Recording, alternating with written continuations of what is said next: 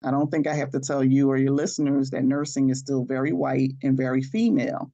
And so often our students, African American students, we don't see ourselves represented in certain areas in nursing.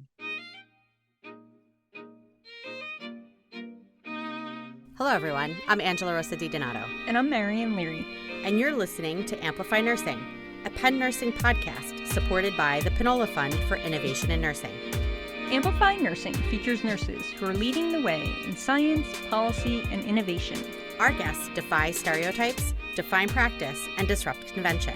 We highlight the breadth and depth of nursing influence on society by amplifying nurses who are pushing boundaries and breaking down barriers to build a new paradigm. Today on Amplify Nursing, we talk with Monica Harmon. Monica is a public health nurse, educator, and researcher. She is also a member of the Pennsylvania Action Coalition, where she serves as the co-chair of the Nurse Diversity Council. Monica also serves as the president of the Southeastern Pennsylvania chapter of the National Black Nurses Association. She is an advocate for inclusive and diverse nursing and in the empowerment of underrepresented students. She continues her efforts to expose young minds to the possibilities within the nursing profession through the NBNA's Mini Nurse Academy. Today, we talk with Monica about her journey into nursing, her dedication to community health, and the transformative impact of the Mini Nurse Academy in fostering diversity and empowering young students to envision a future in the nursing profession. So Monica, thank you so much for joining us on the Amplify Nursing podcast. I'm really excited to talk with you and learn more about the amazing work that you're doing. Oh, thank you for the invitation, Marian. Yeah, so really would love to learn more about your journey to nursing and what it is that you're doing now. We used to work together when you were at Penn Nursing, but now you're at Drexel Nursing. So, just love to hear what brought you to nursing and your path up until what you're doing today. Sure. So, I think for me, I was one of those children that always wanted to fix all the boo-boos, help out the older people in the neighborhood. And so nursing was a natural fit for me. I didn't realize, of course, what type of nurse I wanted to be, but I think I've always been a public health nurse. I was always concerned about where people are, their neighborhoods, what kind of foods they have access to, exercise, religion or spirituality.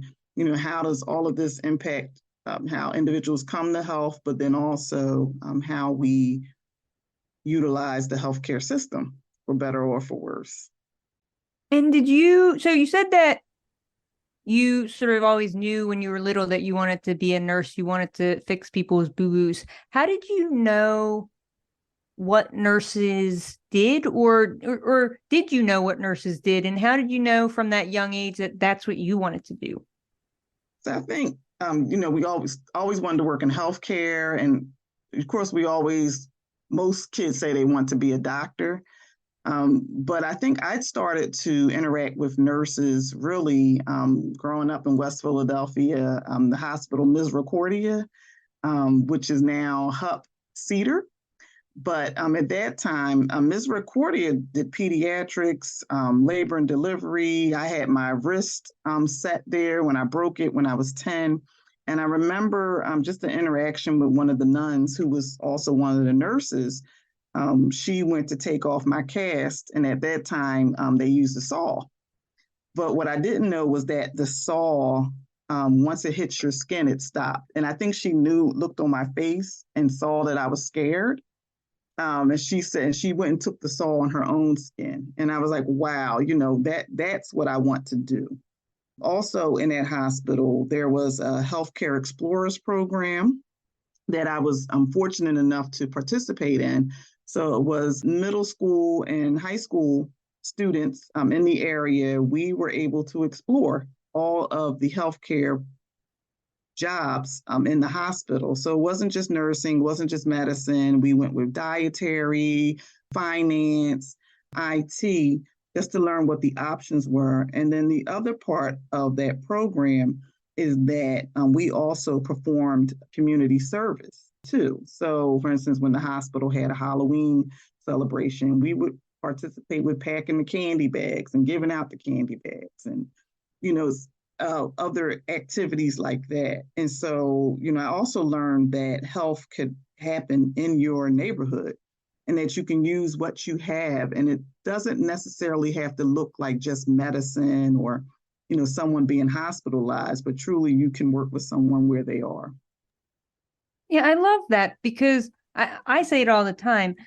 Nurses, yes, we're at the bedside, but we're in so many other places. We're in boardrooms and courtrooms, we're in schools, we're out in the community, we're in the military, we're in Congress, we're in all these places and so many more. And I don't think enough people and enough kids, enough students understand the versatility of what nurses can do and where nurses can work. For sure. I don't even think nurses know that. No, I don't. You're right. I actually have talked to a lot of nurses who are at the bedside and are burned out and want to do other things, and they have no idea that they could do something else with their nursing degree that isn't at the bedside. For sure. So, okay, you decide you want to be a nurse. What does your journey then look like through nursing school and beyond? So, yeah, went all the way through the public school system, Philadelphia. Went to Temple for a little bit as a bio major. Actually hated being there because the large classes, a lot of people probably would have done better at a smaller school. I was a bio major and then decided I didn't like what I was studying.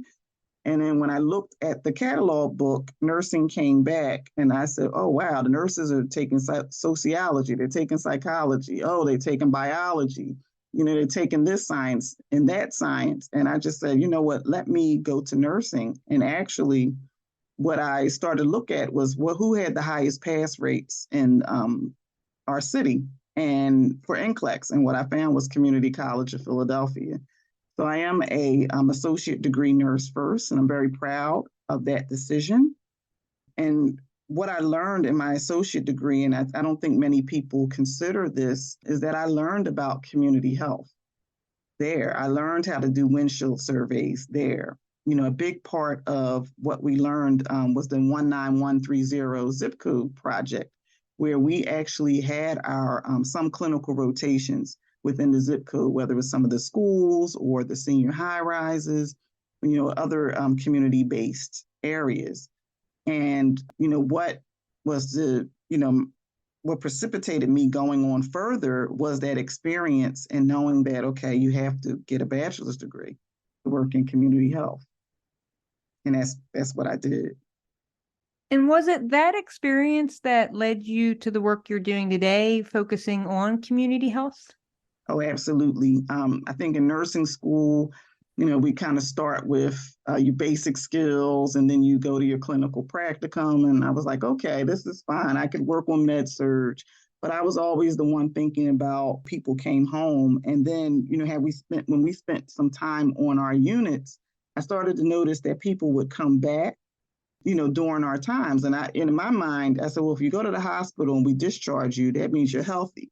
And I learned that's not always the case, and that there's other factors with people managing, their health at home, and just some of that education. And so I think I was always a community health nurse. Like, yes, I could do the skills in acute care, but it's that thinking about the whole person totally. So who are they? What was their journey to get here? How did they get to this health state? And what it is that I do. In terms of admission, because I always look at a discharge on admission, really, and helping people to be more successful in their health. Yeah, I love that. And so I want to talk about a couple of things. You mentioned you went to community college, and I wonder if you could talk a little bit more about why you think having a community college nursing program is so important to the diversity of the profession and what that means to the profession, because I know there can sometimes be some mixed thoughts about associate degree programs versus bachelor's degree programs in the profession. Sure. I mean, I think for me, the associate degree was a lifeline. I didn't have money, right, to go to school. I had scholarships, but my scholarships only covered the first 2 years of my education. And so for me, it was an opportunity to get a profession, get some knowledge base, and really be the basis for my career. I mean, when I look back, why I say that was probably one of the best decisions I did make is because we also had the opportunity to have clinicals in different parts of the city. So I had a chance to, interact with different health systems, with different people that, didn't look like me, sometimes not even speaking the same language. And so those were skills that were invaluable to my career because, you had to learn how to adapt too. And I can't say that the BSN programs don't have similar experiences, but when you look at the BSN programs that are associated with some of the larger healthcare systems, your clinicals are for the most part, are in the healthcare system. So you learn that healthcare system's way. But at community college, I learned multiple healthcare systems ways too. Also, I think when you look at the BSN, they have a lot more theory than does the associate and diploma programs, as well as the LPNs. But I also think I had a real appreciation for the history of nursing because that was a big part of our program, and learning about the different types of nursing, the entry point. And, we were still talking about that entry point when I started over about 25 years ago at this point in nursing school, maybe a little longer ago. And then, the other thing is that in my class, it was such diversity as well. I mean, there were people who were young, like me, no families, but then there also were people who had families, the children were grown, and they decided, okay, this is what I always wanted to do for me. This was people were here with the second and a third career as well. And so, I know that the push is to have nurses start out at the baccalaureate level, but that level sometimes is not attainable. And when you talk about a nursing shortage now, and how some nurses, it seems that nursing is pre-nurse practitioner school, right? In these programs, you're going to attract people who just truly want to be nurses. And I think we'll have less loss of nurses too, if we can think of it that way. And it's not to say that the baccalaureates don't want to be nurses, but I think, being able to support people to have that pathway, and I don't say pipeline, I say pathway, because a pipeline is very rigid, but with this pathway, it helps people to be able to maneuver in the way that they can to obtain the degree in the profession that they want. Yeah, I love that so much, giving people the pathway to not only enter the profession the way that they need to, that meets their needs where they're at, but then along the way, they have choices on which direction they can go. Right. Which leads us then to what I really want to talk about, which is the mini nurse academy, because I absolutely loved when I learned about this program and the work that you and the National Black Nurses Association are doing to put on this program and promote nursing to underrepresented students in the Philadelphia area. So can you talk a little bit about how that came about and also your work with the National Black Nurses Association? Sure. So the National Black Nurses Association represents about 4,000 nurses of African American, Caribbean descent. And these nurses are nursing students, LPNs, RNs, to doctorally prepared nurses, nurse entrepreneurs, administrators. And I happen to be the chapter president of the Southeastern Pennsylvania Area Black Nurses Association, which we say the Philly chapter. And we are one of 114 chapters of the National Black Nurses Association. How we got started with the Mini Nurse Academy, the Mini Nurse Academy, which is trademarked by the National Black Nurses Association, was the brainchild of our immediate past president, Dr. Martha Dawson, who wanted us to set out as chapters to work with children to really see nursing as a viable career option. If you like science, if you like math, if you like social studies, you like psychology, everything art is embroiled in nursing. And also beginning to answer why we have the lack of diversity that we see in nursing, because people have to see themselves in our profession. I don't think I have to tell you or your listeners that nursing is still very white and very female. And so often our students, African American students, we don't see ourselves represented in certain areas in nursing. And so it was her brainchild, and it started, the MBNA Mini Nurse Academy started in about 7 chapters initially. And the aim is to eventually have one come out of every chapter in MBNA. So we being some of my chapter members, we went to the conference, I guess about 2 years ago, and we heard a presentation on the first groups that did this. And I will tell you that one of the members of our Education Scholarship and Mentoring Committee, she volunteers at General George Meade School, which is the school we partner with in Philadelphia for the Mini Nurse Academy. She saw that those students, not only 100% were eligible for school lunch, which means they're all low income, but also these students were behind in reading. And so our chapter had already done some things in terms of volunteer with reading, also some giveaways for hats and scarves and other kind of personal items to this school. But what Dr. Dawson wanted us to think about is to work with children who are young, right? So a lot of the programs of this type, they usually work with high school students. Very few work with middle school. But if we can get students young, so 3rd to 6th grade, we have a higher chance of getting them exposed to nursing and moving through the pathway to become nurses and really make a difference in healthcare. Now, with that being said, I know that all of the students that we worked with will not become nurses. Of course, that would be lovely. What a story that would be. But the idea is to really get our students to think about health, to think about equity, to also just start thinking about their careers and what a future really could look like for them. And that's, I think, the beauty of the Mini Nurse Academy. Yeah, when I was reading about the Mini Nurse Academy, I noticed that the students that you work with were in middle school. And I actually did notice that is different than what a lot of groups do. They usually focus on high school students. So I love that you're starting even younger than that, exposing students to the profession of nursing.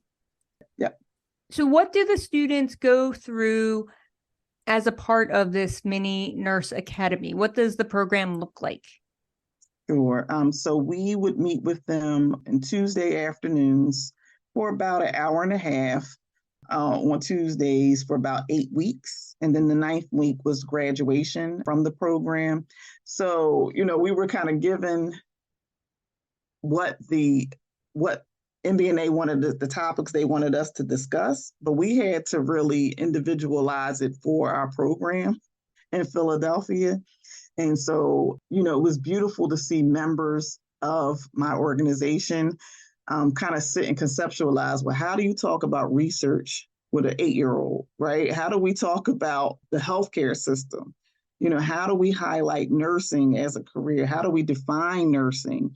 But then also, how do we show them examples of nurses who grew up in Philadelphia, some of which went to the same school or in schools similar to theirs as well. And so we developed a book for the students. So it was a notebook where every week we had worksheets that accompany our lectures, our lessons, I should say. So the students had their own individual books that said Mini Nurse Academy. We also recognized that it was the end of the school day when we had our program. So we always had some kind of healthy snack for the students. But to hear students talk about their neighborhoods and be able to start to connect why they see the health conditions that they see, in their own words, that was so powerful. And, at the end of the program, the students, they had somewhat of a science fair. So, one group talked about heart health, and the other one talked about the lungs. And they actually, we were able to actually use some products that you can recycle to make lungs. So they got to see what happens when you inhale and exhale, and they were able to describe that.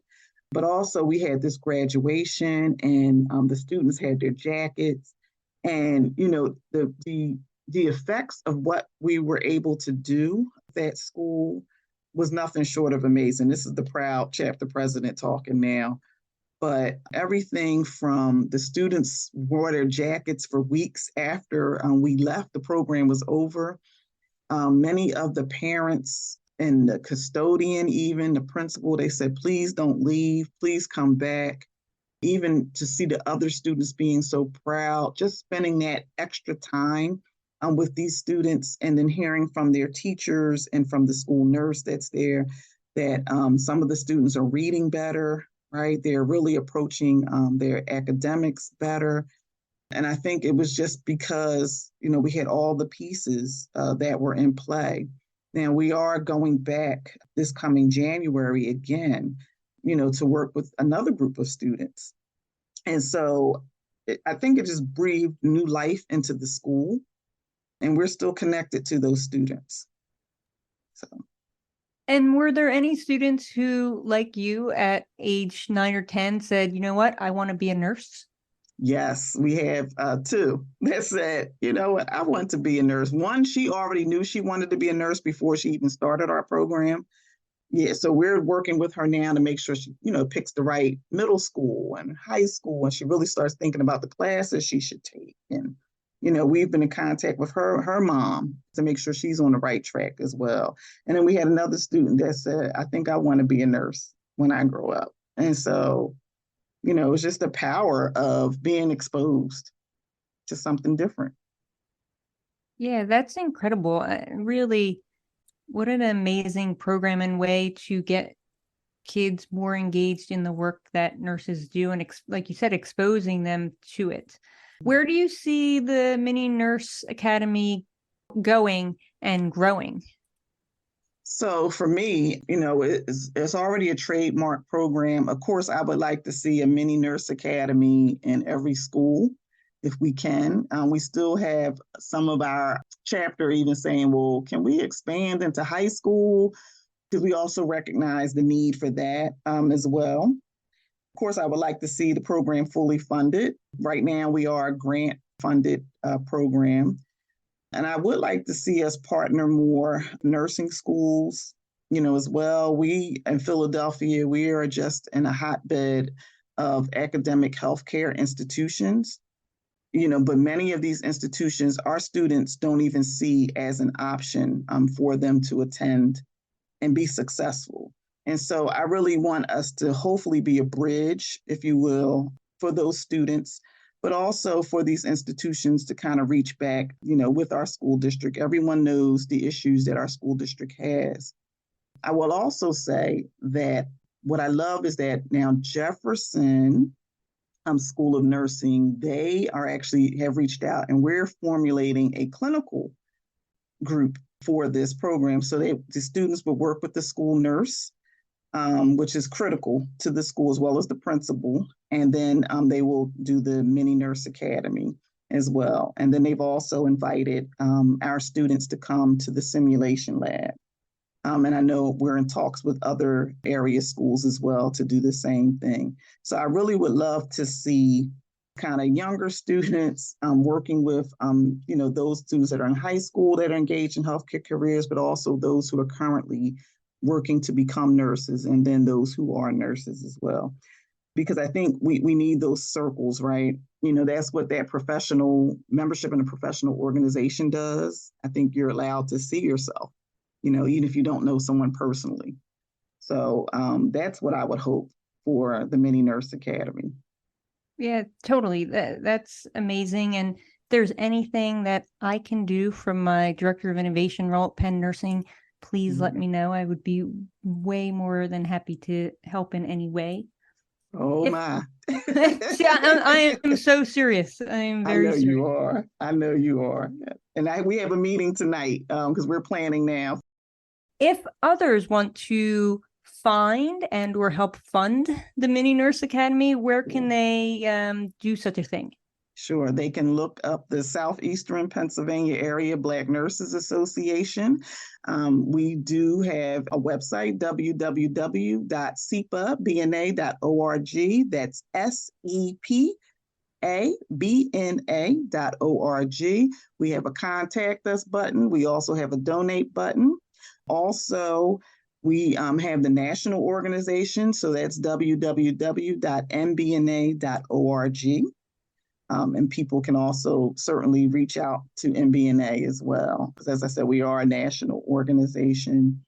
Other thing, though, I didn't get a chance to say, Marion, is that the other thing, it was just great for, I think, people to see nurses in a different role, right? I think people, thought the school nurse didn't really do anything, and then they realized, hey, this school nurse does a lot in terms of infection prevention and other things. But then also to see nurses, we have nurses that work with these students who were managers, educators. We have one who's a CRNA. We have business owners with our nurses as well. So it was also a chance to highlight nursing is beyond the bedside too. Yeah, that's a great point and goes back to what we were talking about earlier, being able to show not just other nurses, but students as well, like what else you can do with a nursing degree that may not be the bedside, but doesn't mean it's any less important to the health and public health of communities. Yes. Well, Monica, I really enjoyed this conversation. Thank you so much for the work that you're doing with the Mini Nurse Academy. Thank you for the work you're doing in the community and for sharing that with us on the podcast. Thank you for the opportunity.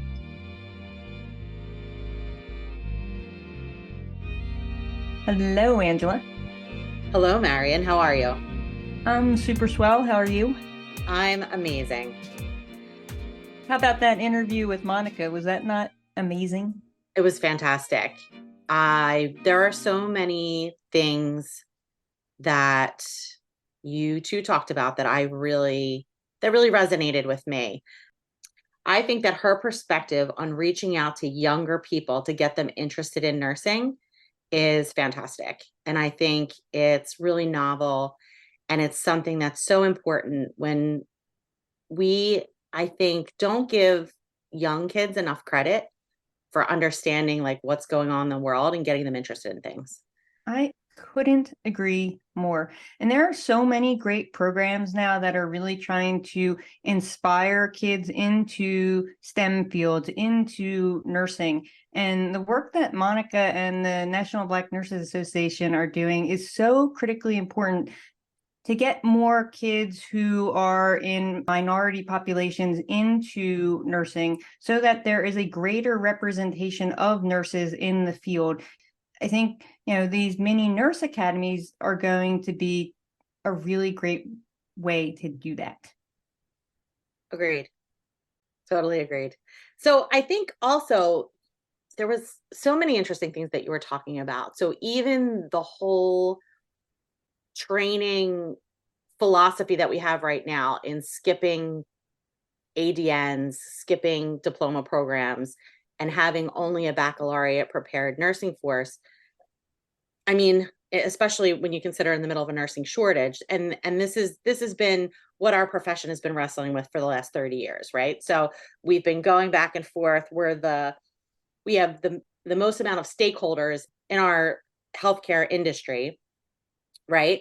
But we tend to be the least educated because everyone is coming in at a higher level of education. Then we tend to have less of a voice when it comes to making decisions, but we're literally the front line to all the things, right? So, but when you start to talk about taking away things like community colleges and entry to practice from that level, you're cutting off so many people, making it so much harder for people to enter the profession. So where do we do with that? I think it's such a difficult decision to make. Yeah, I mean, I think if we're going to talk about equity and health equity, we have to have the conversation about how important community college ADN programs are to people who have to work or have other things going on where they can't commit to a 4-year full-time bachelor's program. But I know so many nurses who never would have been able to come into the profession and do what they're doing now had they not had that opportunity. And maybe instead of talking about nursing cutting these programs, maybe we need to be having the conversation of other programs like physicians and pharmacy, starting to think about programs like this. How can we get more people who have different socioeconomic status needs to be able to come into these professions that right now have a systematic barrier to entry?